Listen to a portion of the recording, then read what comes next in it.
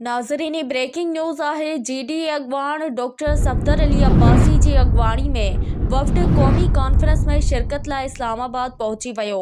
इन हवाले सां तफ़सीलात मालूम कयूं था न्यू मेरान न्यूज़ जे रिपोर्टर यूसुफ अस्कर मंगरियो खां। जी यूसुफ, कहिड़ा तफ़सीलात आहिनि, आगाह कजो। जी बिल्कुल। GD अॻवान डॉक्टर सफ़दर अब्बासी जी अॻवानी में वफ़द क़ौमी कॉन्फ्रेंस में शिरकत लाइ इस्लामाबाद पहुची वियो। सफ़दर अब्बासी जो चवणु हो त 8 फ़रवरी 2024 ते थींदड़ चूंडूं पाकिस्तान जे आइन खे टोड़ण जे बराबरि आहिनि, जिन खे कालादम करार ॾेई असेंबलियूं टोड़णु घुरिजनि।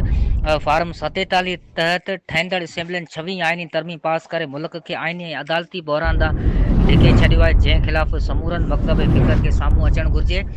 GD जो हिकु आला सतह वफ़द डॉक्टर सफ़दर अब्बासी, डॉक्टर फहमीदा मिर्ज़ा, सैयद ज़ैन शाह, सरदार अब्दुर्रहीम बिन अॻवान सां गॾु पाकिस्तान आइन तहफ़ुज़ मूवमेंट जे GD जे secretary general secretary Safdar Abbasi जी तरफ़ां 2 ॾींहंनि वारी क़ौमी कॉन्फ्रेंस में शिरकत लाइ इस्लामाबाद पहुची वियो। जी ठीक है यूसुफ, तफ़सील ॾियण लाइ महिरबानी।